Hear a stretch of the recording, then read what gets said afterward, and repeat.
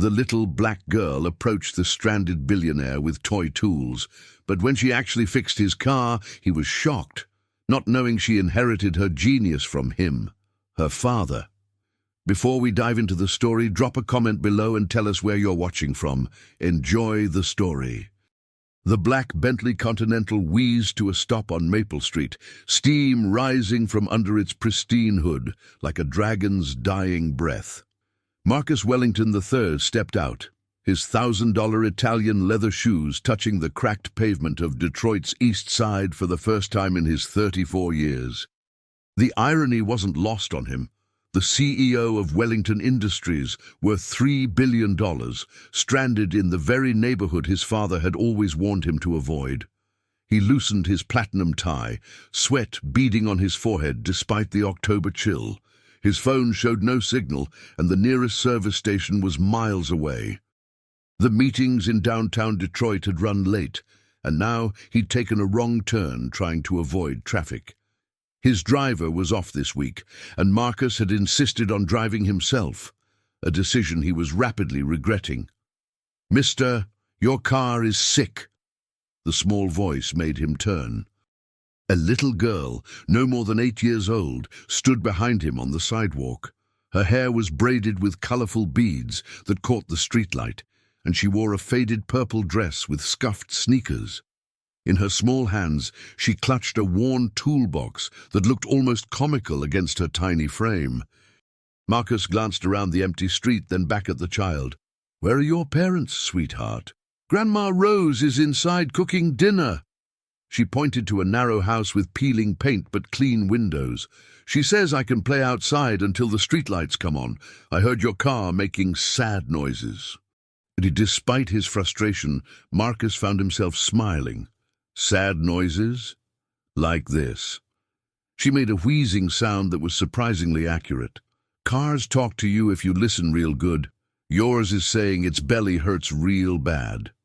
Marcus chuckled, his first genuine laugh in weeks. "Well, aren't you something? What's your name?" "Zara Thompson." She set down her toolbox with surprising care. "I can fix your car if you want. I fix lots of things." The billionaire looked at the serious expression on her young face and felt his heart soften. When was the last time someone had offered to help him without wanting something in return? "That's very sweet, Zara, but this is probably something for grown-ups to handle." "My tools aren't toys, mister." There was a firmness in her voice that caught him off guard. "Grandma Rose says I got magic hands, just like my daddy had before he went away." Something in her tone made Marcus pause. The way she handled that toolbox, the confidence in her small shoulders, it reminded him of something, someone. He shook off the feeling. "Okay, little mechanic. What do you think is wrong with my sad car?" Zara approached the Bentley with the focused attention of a seasoned professional. She walked around it slowly, occasionally stopping to listen, then popped the hood with movements that seemed too practiced for her age. Marcus watched, bemused, as she peered into the engine compartment. "There." She pointed to a specific component.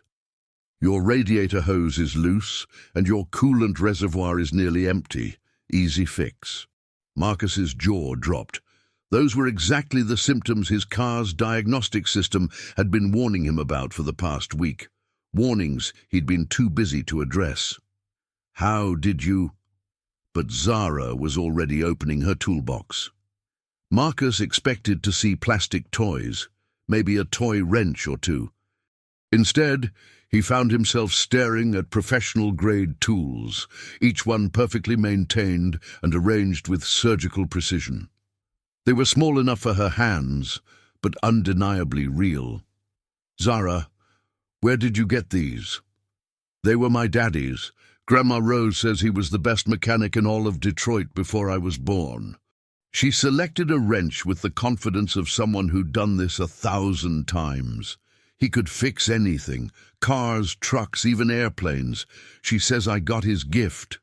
As Marcus watched, transfixed, Zara began working on his engine. Her movements were fluid, purposeful, almost hypnotic. Within minutes, she'd tightened the hose and located a bottle of coolant from somewhere in her toolbox that seemed impossibly deep. "There," she announced, wiping her small hands on a rag. "Try her now." Marcus slid into the driver's seat, his hands trembling slightly. He turned the key, and the Bentley purred to life like a contented cat. The temperature gauge read normal. The warning lights had vanished. He stepped out of the car, staring at the little girl who had just accomplished what should have required a professional mechanic and a service bay. "Zara, that's impossible. How did you do that?" She smiled up at him, her eyes bright with pride. "I told you, mister. I got magic hands, just like my daddy." In that moment, as Marcus looked down at Zara's face, illuminated by the streetlight, something stirred in his memory. The shape of her eyes, the determined set of her jaw, the way she tilted her head when she concentrated. "What was your father's name?" he asked quietly. But before Zara could answer, a woman's voice called from the house. "Zara Thompson, you get in here right now. Dinner's ready." "That's Grandma Rose. I gotta go." Zara packed up her tools with the same methodical precision she'd used to fix his car. "I hope your car stays happy, mister." She was halfway to the house when Marcus called after her. "Wait, I don't even know your last name." "Thompson," she called back, then paused. "What's yours?" "Wellington," he said. "Marcus Wellington." Zara's steps faltered for just a moment, and she turned back to look at him with an expression he couldn't quite read. Then she smiled, waved, and disappeared into the house. Marcus stood alone on the empty street, his engine purring and his mind racing. Wellington. Why had she reacted to his name like that? And why did looking at her face feel like staring into a mirror from 30 years ago? As he drove away, one thought echoed in his mind. Who was Zara Thompson's father, and why did Marcus feel like he should know the answer? Marcus Wellington couldn't sleep. 3 days had passed since his encounter with Zara Thompson, and the little girl's face haunted his thoughts like a persistent melody. He'd tried throwing himself into work, board meetings, merger discussions, quarterly reports, but nothing could shake the image of those small, confident hands working on his engine. At 2 a.m., he found himself in his penthouse office, city lights glittering below. His assistant had compiled a file on the Thompson family after a few discreet inquiries. Rose Thompson, age 73, retired factory worker. Guardian to her granddaughter Zara since infancy. No mention of parents. Marcus opened his laptop and began searching deeper. Property records showed Rose had lived on Maple Street for 40 years. Social services had no record of Zara's parents. It was as if the child had simply appeared in Rose's care 8 years ago with no paper trail leading backwards. His phone buzzed. A text from his head of security. "Drove past the address you asked about." The girl was outside again, fixing a neighbor's lawnmower. "Kids were gathered around watching. Thought you should know." Marcus stared at the message, fixing a lawnmower. At 8 years old. He grabbed his jacket, knowing he shouldn't, knowing it was crazy, but unable to stop himself. 20 minutes later, he parked 2 blocks from Maple Street and walked. Sure enough, there was Zara in the front yard, surrounded by 4 other children, as she worked on an old push mower. Even from a distance, he could see the concentration on her face, the same expression she'd worn while fixing his Bentley. "How does she do it?" one boy asked. "Magic," whispered a girl with pigtails. "My mama says some folks just born with gifts." Zara looked up and spotted Marcus across the street. Their eyes met, and she waved with a wrench in her hand. "Mr. Wellington, your car still happy?" The other children turned to stare at the billionaire in his expensive suit, standing awkwardly on the sidewalk. Marcus felt heat rise in his cheeks. "Yes, it's very happy, thank you. You want to see me fix Mrs. Garcia's mower? It's got a carburetor problem." Before he could answer, Zara had the mower purring to life. The children cheered, and Mrs. Garcia emerged from her house with tears in her eyes. "Bless this child," she said in accented English. "My late husband, he tried for months to fix this thing." As Marcus walked back to his car, one question burned in his mind. Where had an 8-year-old learned about carburetors? The next morning, Marcus did something he'd never done before. He cancelled his entire schedule. Instead, he drove to the Detroit Public Library downtown and requested archives from 8 to 10 years ago. Birth announcements, obituaries, missing persons reports, anything that might mention the Thompson family. After 4 hours of searching, he found it. A brief article buried on page 7 of the Detroit Free Press, dated 9 years ago. Local mechanic dies in workshop accident.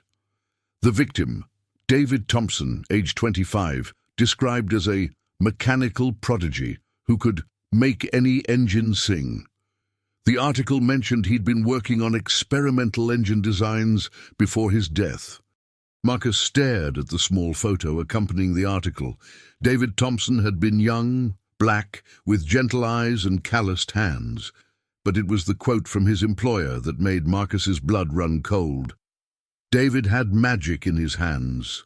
Never seen anything like it. Kid could diagnose engine problems just by listening. Magic hands. The exact phrase Zara had used.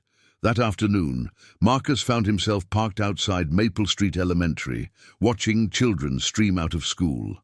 When Zara emerged, her backpack bouncing, she walked directly to his car, as if she'd been expecting him.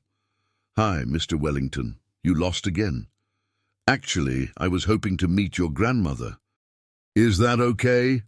Zara tilted her head, studying him with those unnervingly perceptive eyes. "Grandma Rose makes the best sweet tea in Detroit. She'll like you. You got sad eyes like she does sometimes." Rose Thompson was hanging laundry when they approached. She was a small woman with silver hair and hands that spoke of decades of hard work.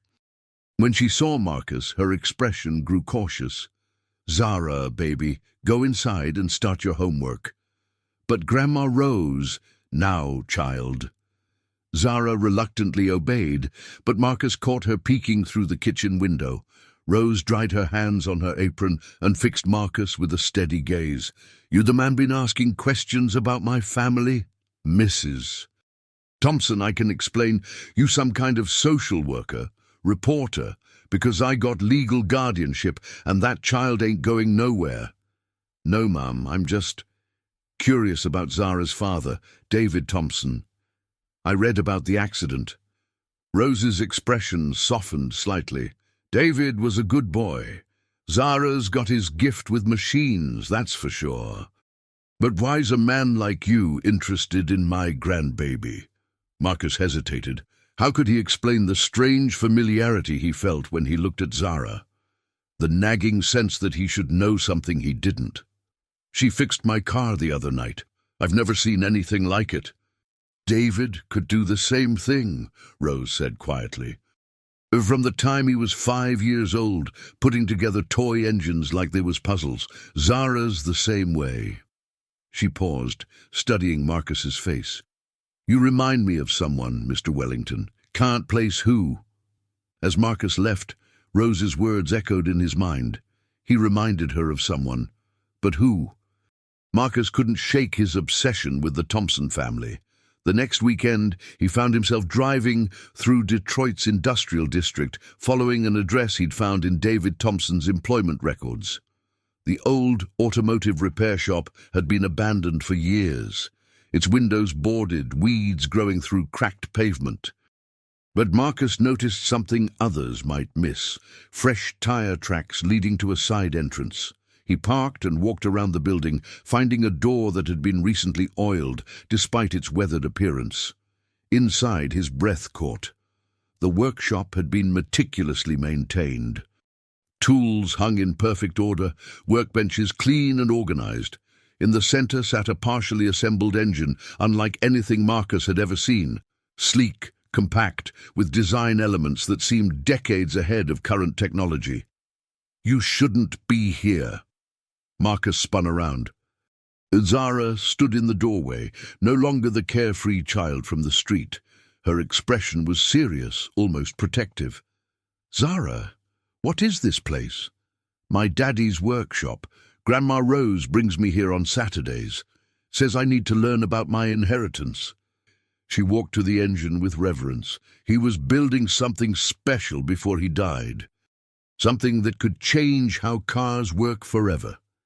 Marcus approached the engine, his engineering background allowing him to appreciate its sophistication. "This is incredible.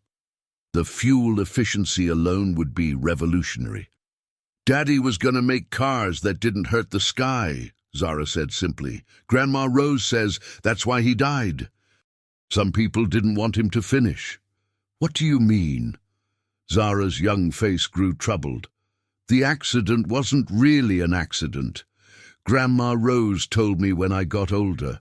Someone wanted Daddy's designs and when he wouldn't sell them." She shrugged, but Marcus could see the pain in her eyes. "Zara, do you know who your father was working for when he died?" "Some big company. Grandma Rose says they tried to take all Daddy's stuff after he died, but she hid the important things." Zara ran her small hand along the engine.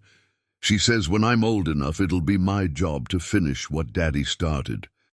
Marcus felt a chill run down his spine. A big company, revolutionary engine technology, a young engineer who wouldn't sell his designs. It sounded disturbingly familiar to stories he'd heard about his own father's business practices in the early days of Wellington Industries. "Zara, what was the name of the company?" But before she could answer, Rose Thompson's voice echoed through the workshop. "Zara, you know you're not supposed to bring anyone here?" As Rose appeared, her face pale with worry, Marcus saw something in her eyes that made his stomach drop. Recognition and fear. "Mrs. Thompson, I can explain. You need to leave now." Rose's voice was steady, but Marcus could see her hands trembling. "And don't come back." As Marcus drove away, one terrible thought consumed him. What if his father's company had been involved in David Thompson's death? And what if Zara wasn't just any gifted child? What if she was connected to his family in ways he couldn't yet imagine? Marcus spent the next 3 days digging through Wellington Industries' archived files from 9 years ago. What he found made his blood run cold.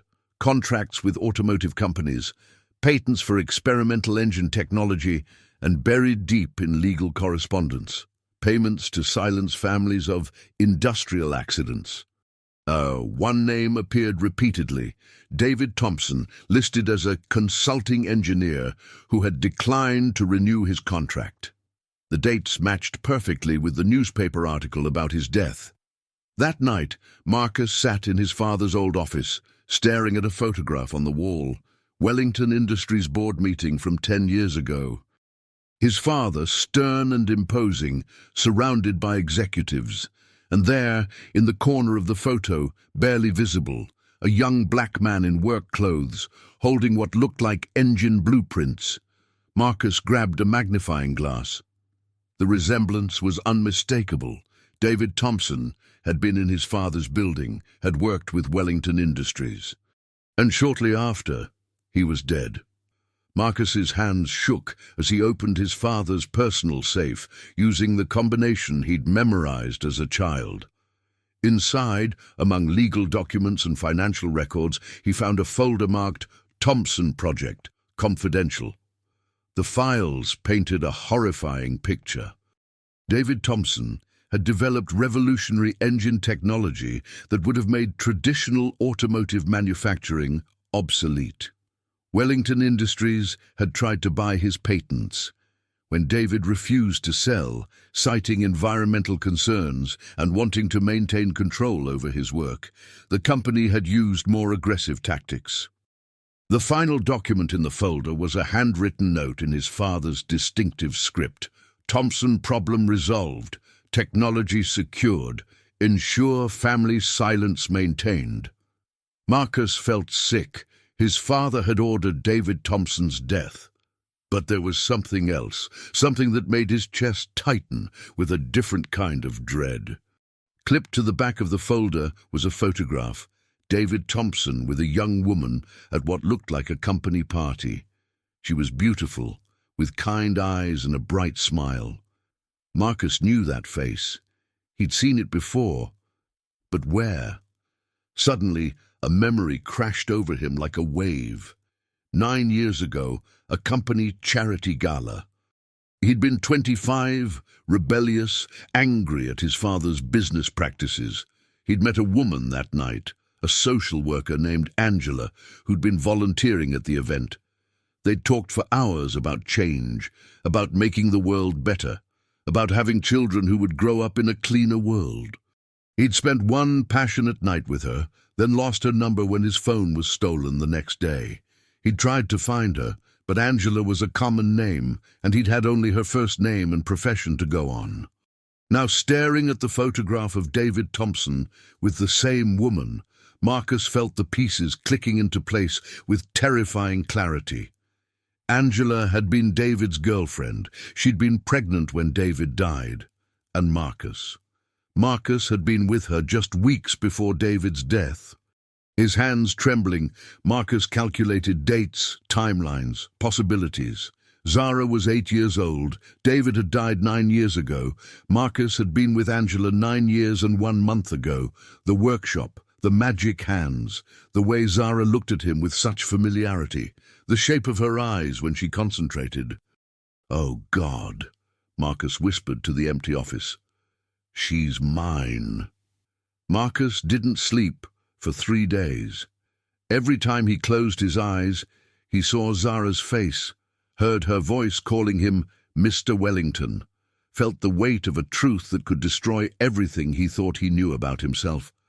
He hired a private investigator with instructions to find everything about Angela Thompson, birth records, medical files, anything that could confirm or deny what his heart already knew. But he also knew there was a simpler way to get answers. Saturday morning found him parked outside the abandoned workshop again. This time, he waited. Sure enough, Rose's old Buick pulled up at exactly 10 a.m. and Zara climbed out with her toolbox. Marcus approached slowly, his heart hammering. Rose saw him first, her face hardening. "I told you not to come back." "Mrs. Thompson, please, I need to know about Angela." The effect was immediate.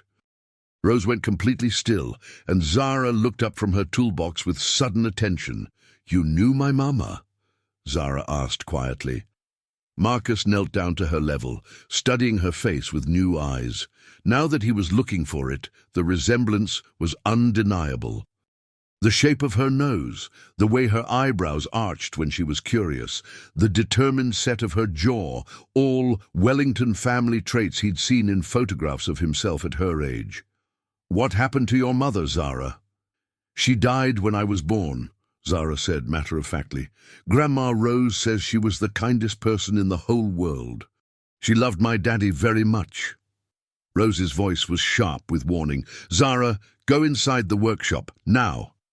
"But Grandma Rose—" "Now, child." When they were alone, Rose turned to Marcus with eyes full of pain and accusation. "So you figured it out? Angela was David's girlfriend, wasn't she? But that baby, Zara, she's not David's child." Rose's silence was confirmation enough. "You knew," Marcus continued, his voice barely a whisper. "You've known all along that Zara is my daughter." "Angela told me before she died," Rose said quietly. "Said there was a man at a party, someone who made her feel like the world could be better. She was going to tell David the truth, but he died before she got the chance. Then she got sick during pregnancy and—" Rose wiped her eyes. "She made me promise to raise Zara as David's child, said it was safer that way." "Safer? What do you mean?" Rose fixed him with a steady gaze. "Your family killed David for his inventions, Mr. Wellington. You think I was going to let them know they had a blood claim to his daughter too?" The words hit Marcus like physical blows. His father had murdered Zara's adoptive father, the man she thought was her biological father, and Marcus, her real father, had been completely unaware of her existence while she grew up believing she was an orphan. "Does she know?" Marcus asked. "No, and she ain't gonna know. Not from me. That child's been through enough loss." Marcus looked toward the workshop where Zara was working, probably on her father's, David's, revolutionary engine.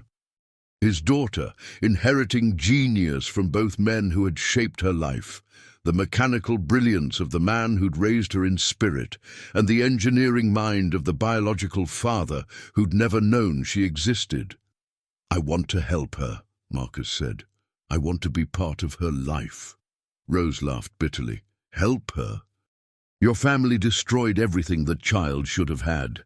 Her real daddy dead, her mama dead, living in poverty when she should have been a princess. And now you want to waltz in and play father. She's my daughter. Blood don't make a father, Mr. Wellington. Love does, and that little girl has never needed your money or your guilt." As if summoned by their voices, Zara appeared in the workshop doorway. She looked from Marcus to Rose, sensing the tension. "Grandma Rose, why are you crying?" Marcus felt something break inside his chest. Here was his daughter, brilliant, kind, resilient, calling another woman grandmother while he remained a stranger. All because of his family's greed and violence. "I'm okay, baby," Rose said. "Mr. Wellington was just leaving." But as Marcus turned to go, Zara's voice stopped him cold. "Mr. Wellington, you got the same hands as me." Marcus looked down at his hands, then at Zara's small ones. The same long fingers, the same shape. Even covered in engine grease, they were unmistakably similar. "Sometimes," Zara continued thoughtfully, "I wonder if my real daddy is still alive somewhere, wishing he could find me." The innocence in her voice shattered something fundamental in Marcus's chest. He knelt down again, meeting her eyes. "What would you do if you found him?" Zara considered this seriously. "I'd ask him why he never came looking for me, and if he had a good reason, I'd forgive him. 'Cause Grandma Rose says forgiveness is how love grows." Standing up, Marcus felt the weight of 9 years of missed bedtime stories, missed birthdays, missed chances to be the father this incredible child deserved. "I have to go," he managed to say. As he drove away, Marcus made a decision that would change everything. He couldn't undo the past, couldn't bring back David or Angela, couldn't erase his father's crimes, but he could ensure that Zara Thompson, his daughter, never wanted for anything again, even if she never knew who he really was. 2 months passed, and Marcus became Maple Street's most mysterious benefactor. Anonymous payments covered Rose's medical bills when her arthritis flared. Zara's school received a donation for new science equipment. The neighborhood food bank found regular, untraceable contributions in their account. Marcus watched from a distance as his daughter thrived.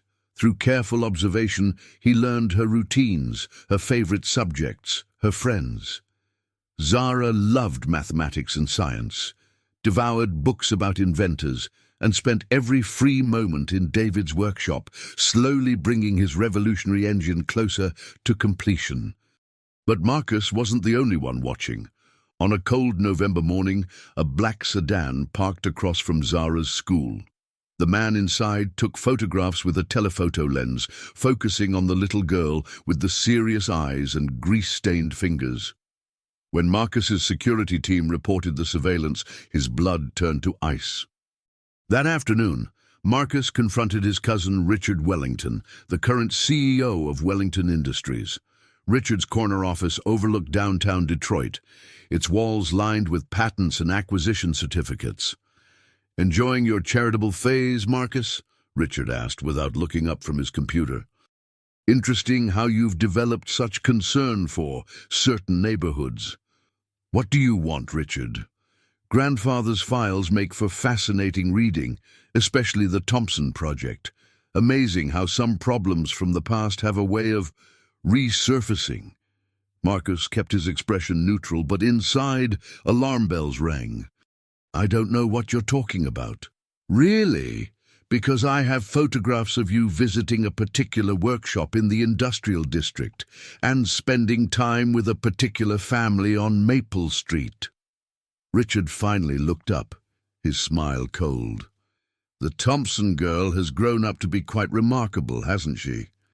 Those hands, that mechanical intuition, pure genetic inheritance. Stay away from her. Or what? You'll expose the family business? Your own grandfather's methods?" Richard laughed. "That would require you to admit you've been secretly playing daddy to the daughter of a man we eliminated. Awkward." Marcus realized with growing horror that Richard had known about Zara all along. Worse, he'd been waiting for Marcus to reveal his connection to her. "What do you want?" Marcus repeated. "David Thompson's engine designs. The girl is close to completing them. Our surveillance confirms it. Wellington Industries has waited 9 years to acquire that technology legally. Now we have leverage. She's 8 years old.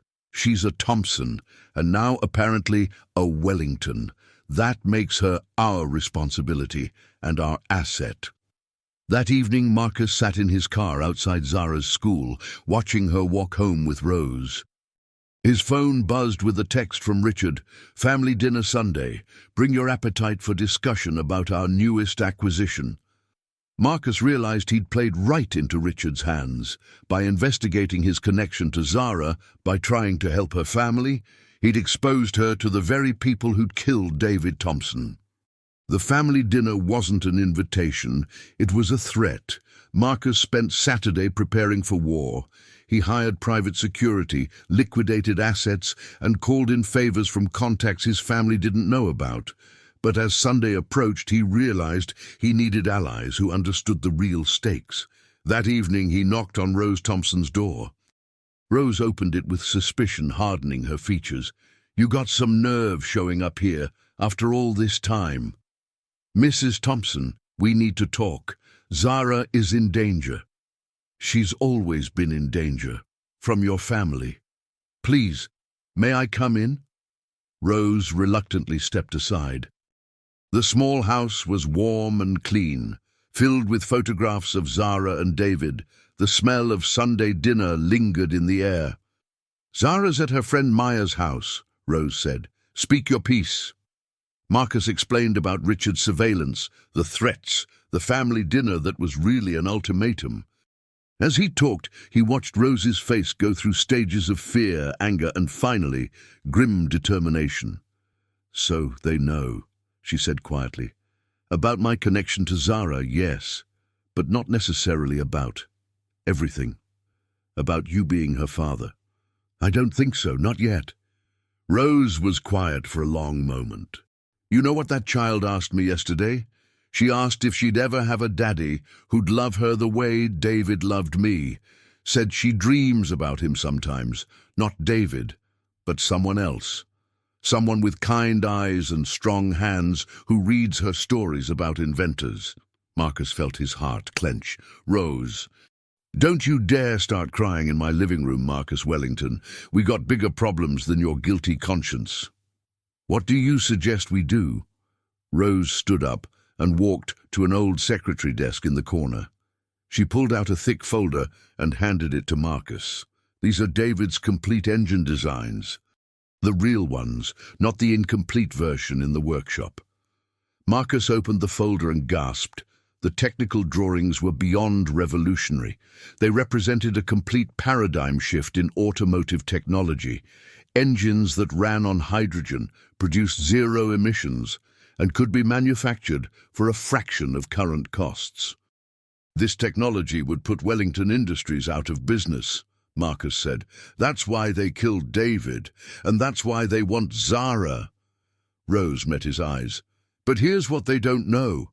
David finished his work before he died. Everything Zara's been building in that workshop, it's just a decoy. The real breakthrough is right there in your hands. Why are you showing me this? Because you're her father. Because despite everything your family has done, you've been trying to protect her. And because..." Rose's voice softened. "Because Zara deserves to know her daddy's work will change the world." Marcus stared at the designs, understanding dawning. You want me to take this to Wellington Industries, to trade it for Zara's safety.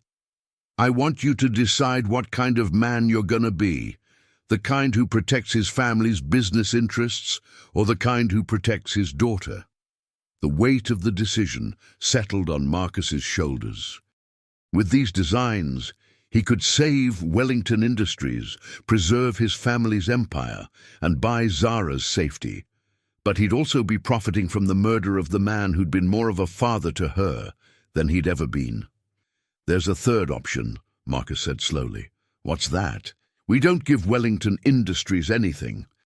We take these designs and make sure David Thompson's dream becomes reality. Every car company in the world will want this technology. We license it, control it, and use the profits to build the future David envisioned. Rose stared at him.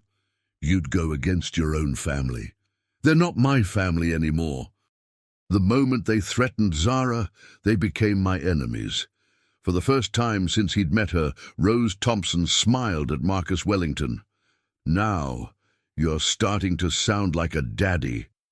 Sunday dinner at the Wellington estate was a battlefield disguised as a family meal. The dining room table, which had hosted presidents and foreign dignitaries, now became the setting for a war over an 8-year-old girl's future. Richard arrived with his legal team and head of security. Marcus's grandfather's portrait seemed to watch disapprovingly from the wall as Richard spread documents across the polished mahogany. Guardianship papers, Richard announced. Wellington Industries will assume responsibility for Zara Thompson's education and development. She'll attend the finest schools, have access to unlimited resources, and when she comes of age, join the family business. You want to adopt her, Marcus said. We want to secure our investment. The girl has inherited remarkable abilities from both sides of her. Unique parentage. With proper guidance, she could revolutionize our entire automotive division. Marcus scanned the legal documents. They were thorough, professionally crafted, and would effectively make Zara a ward of Wellington Industries. What about Rose Thompson? She's raised Zara since birth.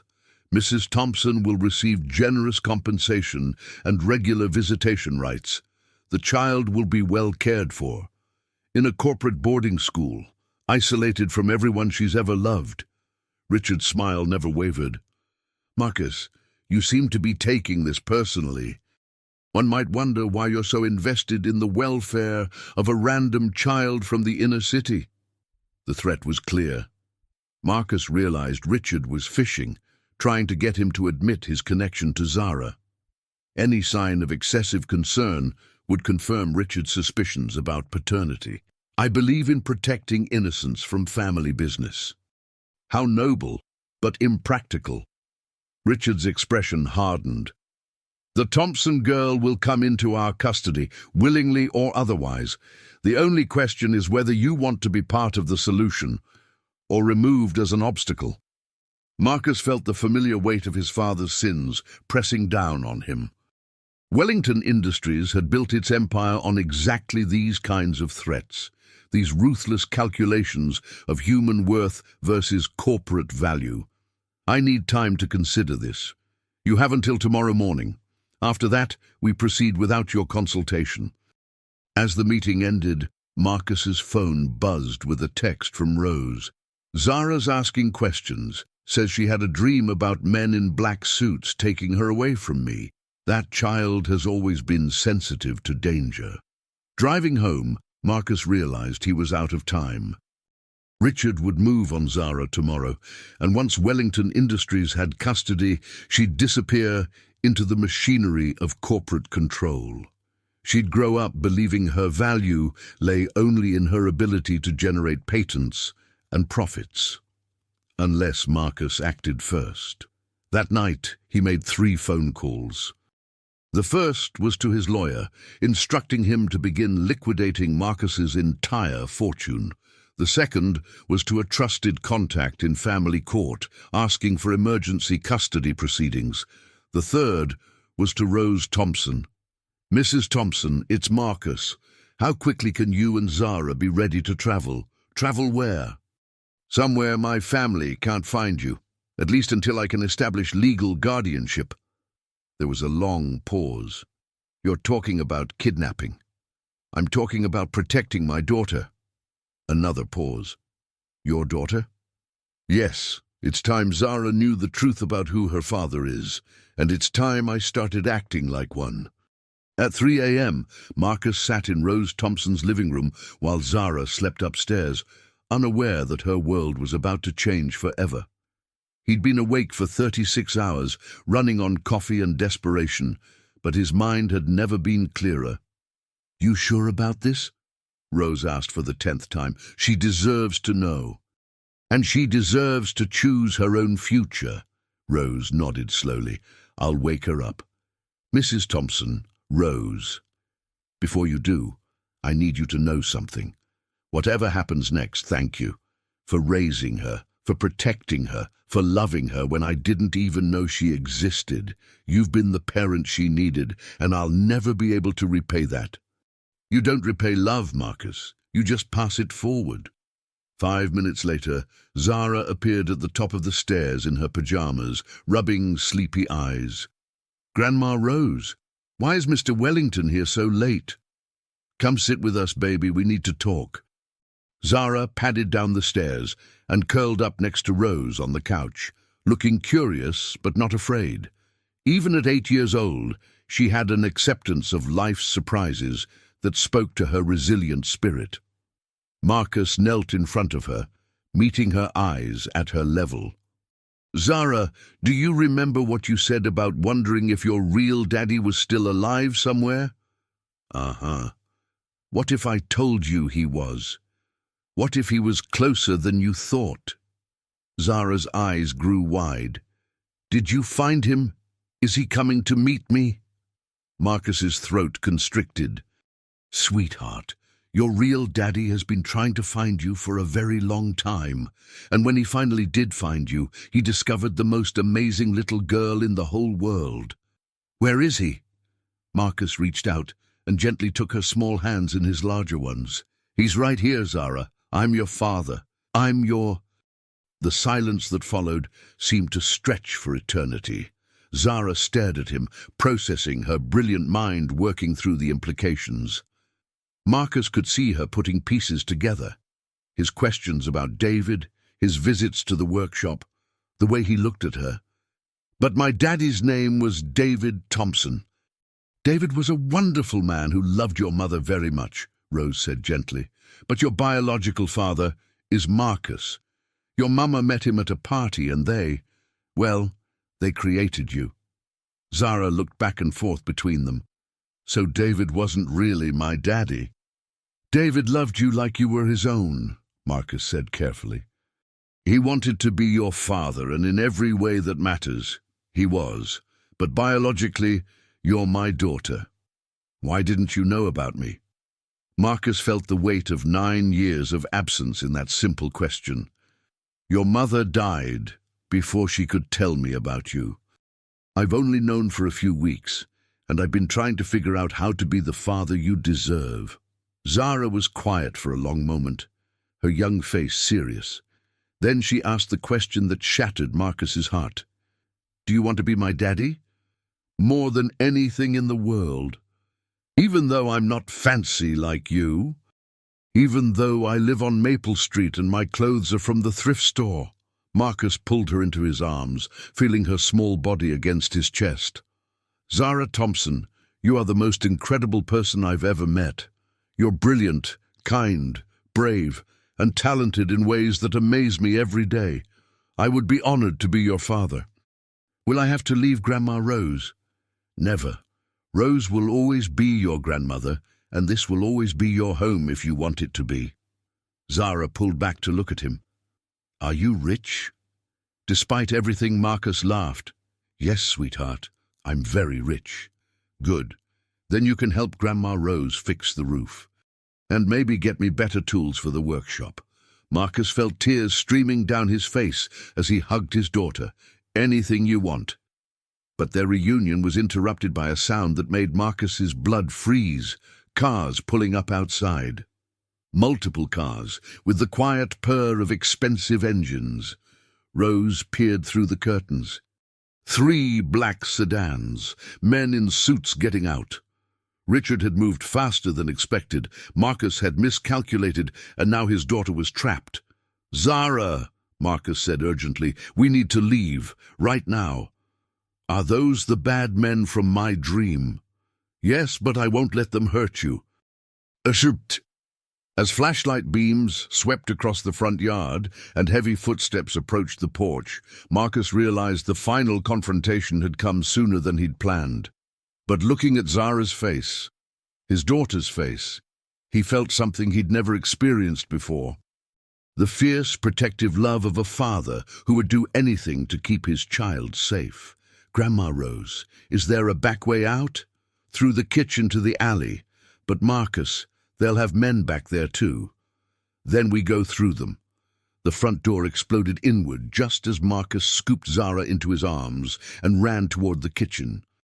Behind them, he could hear Richard's voice. "Find the girl. Use whatever force is necessary." The chase through Detroit's back alleys lasted 3 hours. Marcus had never been so grateful for his morning jogs as he carried Zara through maze-like neighborhoods, Rose keeping pace despite her age and arthritis. His security team, loyal to him rather than Wellington Industries, provided cover and confusion, allowing them to escape Richard's men through a combination of predetermined safe houses and backup vehicles. By dawn, they were in a remote cabin 2 hours north of the city, surrounded by autumn forests and blessed silence.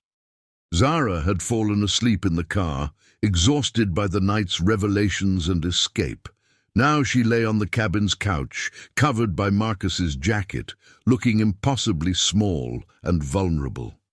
"She's stronger than she looks," Rose said, watching Marcus pace by the window. "She shouldn't have to be strong. She should be safe, happy, worried about homework and friends, not running from corporate kidnapping attempts." "Welcome to being a parent. You spend every day terrified that the world will hurt your child, and every night grateful that it didn't." Marcus's phone buzzed with updates from his legal team. Richard had filed emergency custody papers, claiming Marcus was mentally unstable and posed a danger to the child. Wellington Industries lawyers were arguing that as a blood relative with unlimited resources, the company was better positioned to care for Zara than an elderly woman with limited means. "They're going to paint me as an unfit father," Marcus said, "obsessed with a child who isn't mine, attempting to kidnap her from her legal guardian." "Except she is yours." "Prove it." Richard's demanding DNA tests, psychiatric evaluations, full investigation of my delusions about paternity. By the time the courts sort through his legal maneuvers, Zara will be in corporate custody, and I'll be discredited. Rose was quiet for a moment. "What about David's engine designs? Could we use them as leverage?" "Richard doesn't know I have them, but if I reveal them now, he'll know you and I are working together. It'll confirm his suspicions about everything. Then we need a different kind of leverage." Marcus looked at her. "What do you mean?" "I mean, it's time to stop running and start fighting. Your cousin wants Zara because of her abilities, but he's underestimating what she's actually capable of."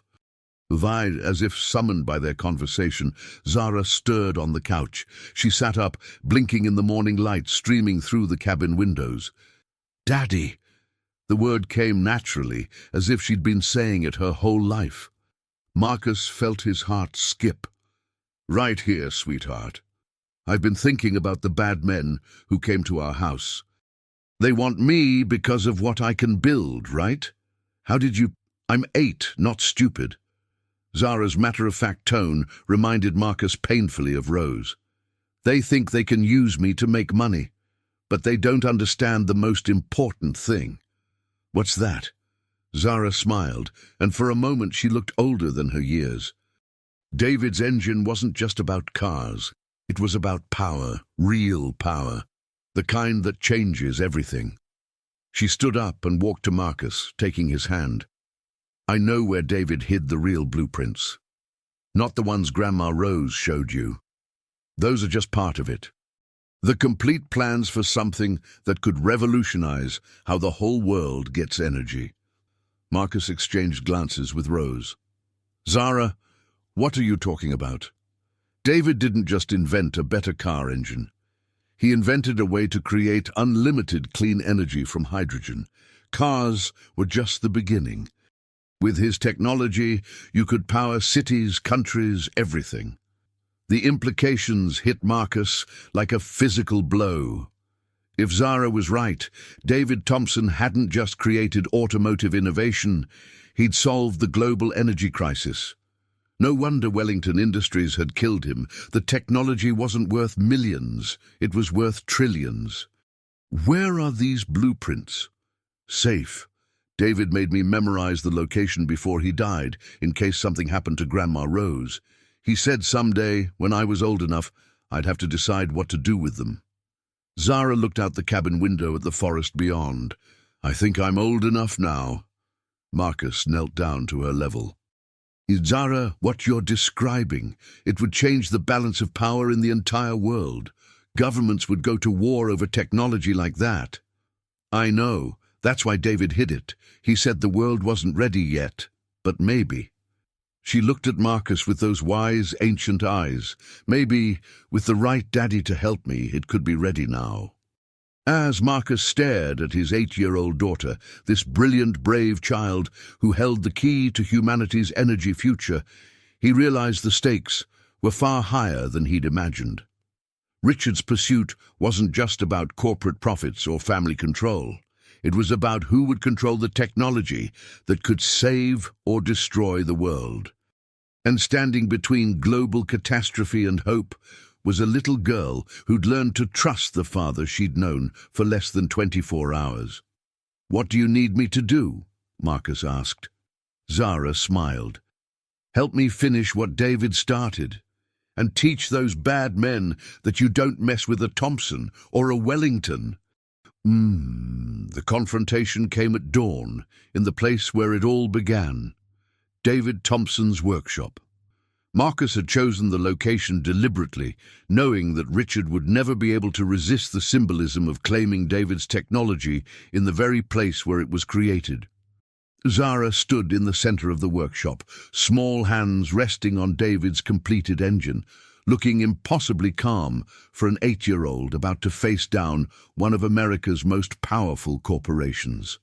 Rose flanked her left side, Marcus her right, forming a protective triangle around the child who held the future in her brilliant mind. Richard entered with 6 security guards and 2 lawyers, his expensive suit a stark contrast to the workshop's industrial setting. His eyes immediately fixed on the engine David had been building. Very touching, Richard said. The little family reunited at last. Too bad it ends here. It doesn't have to end, Marcus replied. Walk away, Richard. Dissolve the guardianship papers. Let Zara grow up in peace. With technology worth $1 trillion just sitting in her head, I don't think so. Richard signaled to his men. Take the girl. I wouldn't do that if I were you, Zara said quietly. Her voice stopped the security team mid-step. There was something in her tone, a confidence that belonged to someone much older, much more dangerous. You see, Zara continued, you made the same mistake everyone makes with kids. You think we don't understand grown-up things, but I understand exactly what you want and why you killed David to get it. Richard's face went pale. Killed? That was an accident. The brake lines on his truck were cut. I found the police photos in Grandma Rose's papers. I also found the payments Wellington Industries made to silence the investigation. Zara's young voice carried the weight of absolute certainty. You murdered the man who was going to be my father, and now you want to steal his life's work. That's enough, Richard snapped. You're a child. You don't understand. I understand that David's engine isn't just in this workshop. I understand that you think capturing me will give you access to his complete designs. But here's what you don't understand. Zara walked to a control panel Marcus had never noticed before, built into the workshop's wall. Her small fingers danced across switches and dials with practiced precision. David finished his work before he died. The real technology, the unlimited energy source that could power the entire world, it's not in blueprints, it's not in files, it's right here. The workshop filled with a low, humming sound as hidden machinery came to life. The walls slid back to reveal a massive chamber containing equipment that looked decades ahead of anything Marcus had ever seen. In the center sat a device no larger than a refrigerator, but pulsing with contained energy that made the air itself seem to vibrate. "That's impossible," Richard whispered. "Richard." "David called it the Prometheus engine," Zara said. "Hydrogen fusion at room temperature, producing enough clean energy to power 1,000,000 homes. He built it in secret, and he taught me how to operate it before he died." Marcus stared at his daughter with awe and terror. This 8-year-old child was standing next to technology that could reshape civilization, speaking about it as casually as describing a science fair project. "The question," Zara continued, "is what happens to it now? David wanted it to belong to everyone, not to corporations or governments. He believed energy should be free, like sunlight or air." "You can't be serious," Richard said. "A child can't control technology like this." "You're right, I can't." Zara smiled, and Marcus felt his heart swell with pride and love. "But a Thompson can, and so can a Wellington, the right kind of Wellington."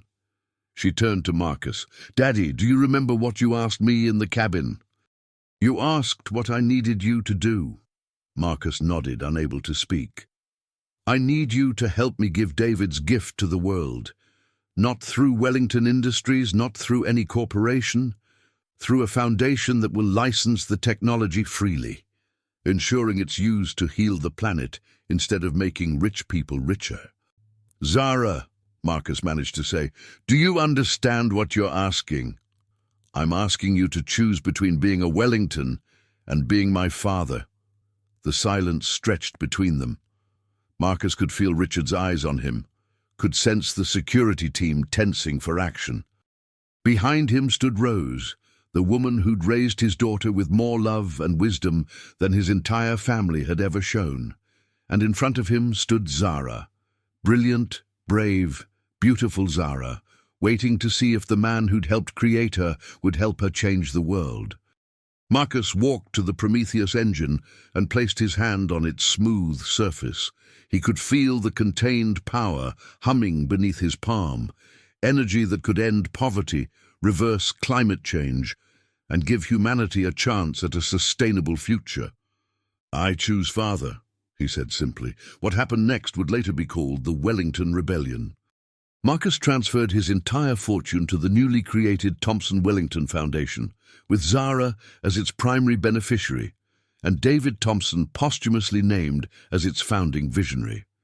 The Prometheus engine technology was released as open-source intellectual property, freely available to any nation or organization committed to clean energy development. Richard's attempts at legal retaliation crumbled when Zara released the evidence of Wellington Industries' role in David's murder, triggering federal investigations that ultimately dismantled the company. The technology that Richard had killed to possess became the foundation for humanity's greatest leap forward, and he had no legal claim to any of it. 6 months later, Marcus stood in the backyard of a house he'd bought on Maple Street, 3 doors down from Rose's place, but close enough for daily visits. Zara was in her new workshop, a state-of-the-art facility where she continued David's work alongside some of the world's brightest engineers. But she always came home for dinner with her daddy and Grandma Rose. "Any regrets?" Rose asked, joining Marcus on the back porch, as they watched Zara demonstrate her latest invention to a group of fascinated neighborhood kids. "About giving up billions to become a full-time father?" "Never." Marcus smiled as Zara looked up and waved at him, her face bright with joy. I spent 34 years being a Wellington heir. But being Zara's daddy, that's the first time I've ever truly felt like I was worth something. As the sun set over Detroit, painting the sky in brilliant oranges and purples, Marcus reflected on the strange journey that had brought him here. A broken-down car, a little girl with magic hands, and the courage to choose love over legacy. Zara ran up to them, breathless with excitement. "Daddy, Grandma Rose, I figured out how to make the Prometheus engine even smaller. Soon we'll be able to power whole cities with devices the size of toasters." Marcus swept his daughter into his arms, marveling at the brilliant mind that would continue changing the world for decades to come. David Thompson had given humanity the gift of unlimited clean energy, but he'd given Marcus something even more precious, the chance to be the father Zara deserved. "I love you, sweetheart," Marcus whispered. "I love you too, Daddy, and I love that you chose me over money. Easiest decision I ever made." As they headed inside for dinner, Marcus knew that David Thompson's legacy would live on in more ways than one. Through Zara's continued innovations, through the clean energy revolution spreading across the globe, and through the love of a father who'd finally learned what truly mattered. Sometimes the greatest inheritance isn't money or power, it's the courage to love unconditionally and the wisdom to recognize what's truly worth fighting for.